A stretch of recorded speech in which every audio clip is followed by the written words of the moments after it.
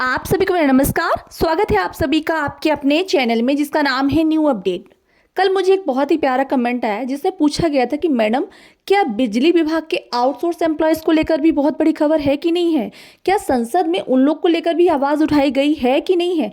क्या उनके मानदेय को लेकर, नियमितीकरण को लेकर सरकार कुछ सोच रही है कि नहीं?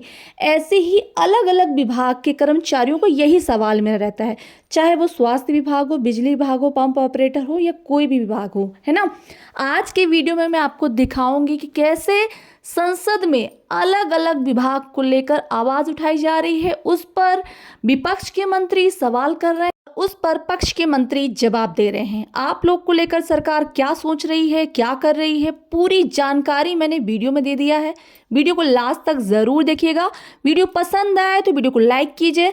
चैनल पर पहली बार आए हैं तो प्लीज सब्सक्राइब जरूर कीजिएगा। साथ ही आप मुझे कमेंट करके जरूर बताइएगा आप किस विभाग से मेरे वीडियो देख रहे हैं, ताकि आप लोग को लेकर जो भी सवाल उठे और जो भी सरकार की तरफ से आदेश आए, मैं आपको वीडियो के माध्यम से लगातार दिखा सकूं। तो चलिए देखते हैं क्या कह रहे हैं मंत्री जी। सवाल किया था कि निजी नलकूप के लिए जो सिंचाई की व्यवस्था है मुफ्त की, तो वो पिछले 2 साल से मानव लागू है, लेकिन उसमें लगभग 5 लाख किसान ऐसे हैं अभी जिनको या तो बाहर कर दिया गया या इसमें शामिल नहीं हो पाए। मैं माननीय मंत्री जी से रिक्वेस्ट करूंगा कि उसके बारे में थोड़ी जानकारी हमें दे दें कि टोटल उपभोक्ता कितने हैं जो निजी नलकूप संचालक हैं, और इस समय पर कितने लोगों को वहाँ पर सब्सिडी या मुफ्त में जो वहाँ पर लाइट देने का प्रावधान हो रहा है। एक मान्यवर ये सवाल है।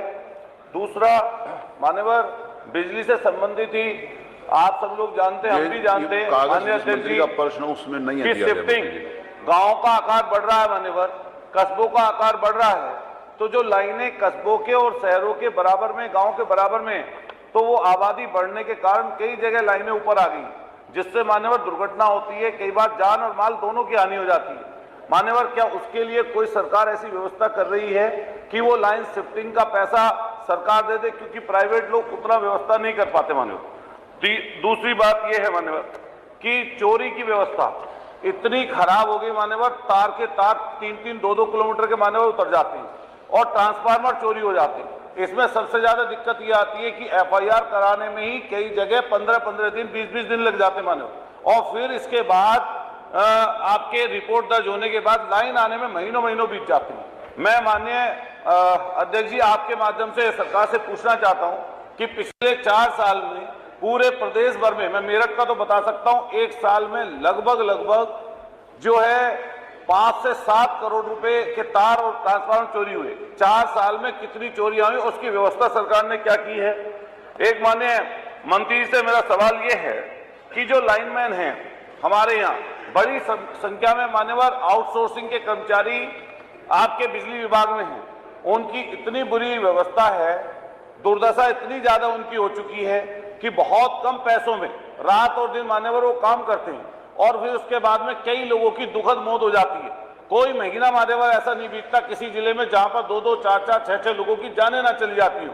मैं माननीय मंत्री से पूछना चाहता हूं, क्या उनके लिए कोई सुविधा या उनको परमानेंट करने की कोई उन लाइनमैनों की व्यवस्था सरकार कर रही है।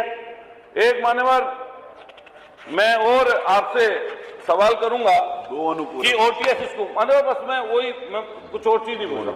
ओटीएस स्कीम मान्यवर आपकी आई थी, अच्छी स्कीम थी और कई लोगों को उससे लाभ मिला है, लेकिन इसके बावजूद भी बहुत सारे उपभोक्ता ऐसे रह गए मान्यवर जो उस स्कीम में नहीं आ पाए, या किस कारण से नहीं आ पाए ये आपको पता हो? क्या उसकी संख्या कुछ है? अगर उनकी संख्या कुछ है, क्या उनको शामिल करने का सरकार कोई काम करेगी? माननीय मंत्री जी प्रश्न मूलतः किसानों की सिंचाई और उनकी बिजली व्यवस्था का था।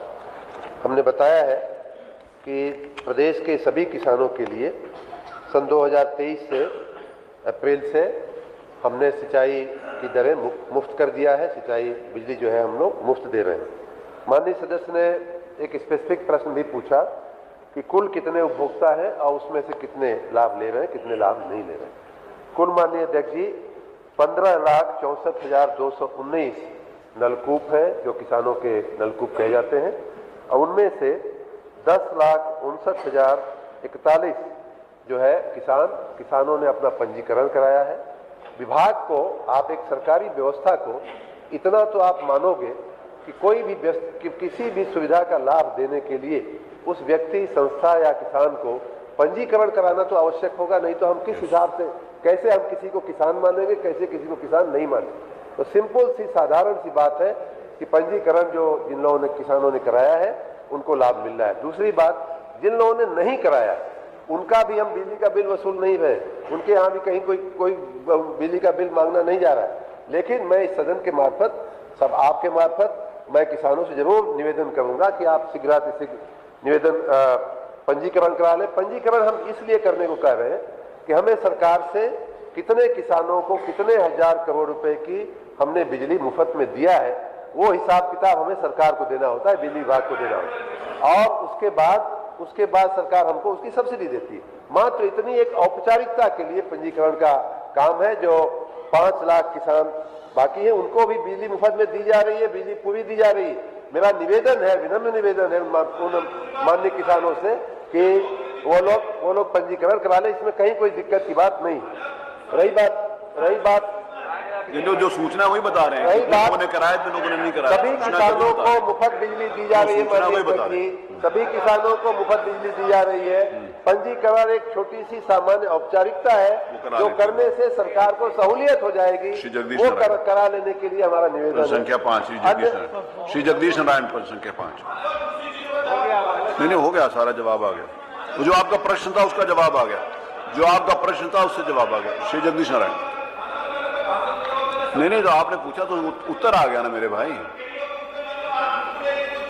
अरे आप क्या पूछ, नहीं शिफ्टिंग देखिए, आपका जो शिफ्टिंग का प्रश्न, एक मिनट मैं शिफ्टिंग के बारे में बता दूं।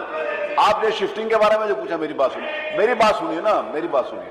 जहां पर हाई टेंशन लाइन गई है, हाई टेंशन लाइन जाने के बाद जिन लोगों ने नीचे मकान बना लिए हैं, आपने खुद कहा कि हाई टेंशन लाइन बनने के बाद नीचे, जो लोग हाई टेंशन बनने के बाद नीचे मकान बना लेते हैं और फिर वो बाकी सब जगह आबादी है, तो वो लाइन कहाँ जाएगी? तो उनको नीचे नहीं बनाना चाहिए ना। हाई टेंशन लाइन के नीचे आप कैसे मकान बने? मकान बनाने के बाद अगर हाई टेंशन लाइन गई है तब तो विभाग जिम्मेवार है। हाई टेंशन लाइन के बाद आप मकान नीचे बना लेंगे तो इसको भी तो रोकना चाहिए। यही तो आपने प्रश्न किया है। कल मैं जो 5 लाख पंजीकरण की बात कह रहे हैं, जब इनके पास पूरा डाटा है मान्यवर, उसके बाद बिल नहीं ले रहे ना उनसे। नहीं बिल नहीं ले मान्यवर, सबको बकाया जा रहा है मान्यवर। नहीं बकाया नहीं गया, बिल नहीं जा मंत्री पूरा बकाया जा रहा है। जो लोग इनके पास मान्यवर, मैं पूरा कर लूं सवाल अपना। इनके पास पूरी सूची है, झूठ बोलने के अलावा, झूठ बोलने का नहीं, ये शब्द नहीं मान्यवर, झूठ में इसलिए नहीं, झूठ नहीं, आप जानकारी नहीं है, झूठ बोलने वाली, झूठ असंसदीय शब्द है, झूठ से निकाल दिया जाए। झूठ असत्य बोल रहे हैं मान्यवर, ये बोल कि इनको जानकारी नहीं है। बकायदा बिल है, 5 लाख से ज्यादा इन लोगों ने उनके पंजीकरण ठीक तरीके से करा सकते हैं। तो इसका जवाब अध्यक्ष जी, माननीय सदस्य का प्रश्न का अब हमें जवाब देना ही पड़ेगा। माननीय सदस्य के 2017 तक के कार्यकाल में, 1947 से 17 साल के आपके कार्यकाल में, सुन लीजिए, अब सुन लीजिए, मात्र किसानों को, प्रदेश के किसानों को 10 लाख कनेक्शन दिए गए थे और 17 के बाद मात्र 8 सालों में हम लोगों ने उसमें लगभग 6 लाख कनेक्शन ज्यादा दिए। पहली बात, पहले प्रदेश के किसानों को पहली बार राज्य में मुफ्त बिजली देने की हम लोगों ने व्यवस्था किया है। मंत्री जो पूछा उसको बताइए। और अभी नेक्स्ट क्वेश्चन लेना, अभी सब तीसरे क्वेश्चन बैठ गए हुए हम लोग। एक किसान, सुन लीजिए, एक किसान जब हम कह रहे हैं कि हम लाख से लेकर के, सैकड़ा से लेकर के दहाई तक का आंकड़ा आपको दे रहे हैं। 15,64,219 किसान हैं, जिनमें से 10,59,000 इस लोग पंजीकरण कराए हैं और सारे के सारे किसान इसका लाभ ले रहे हैं।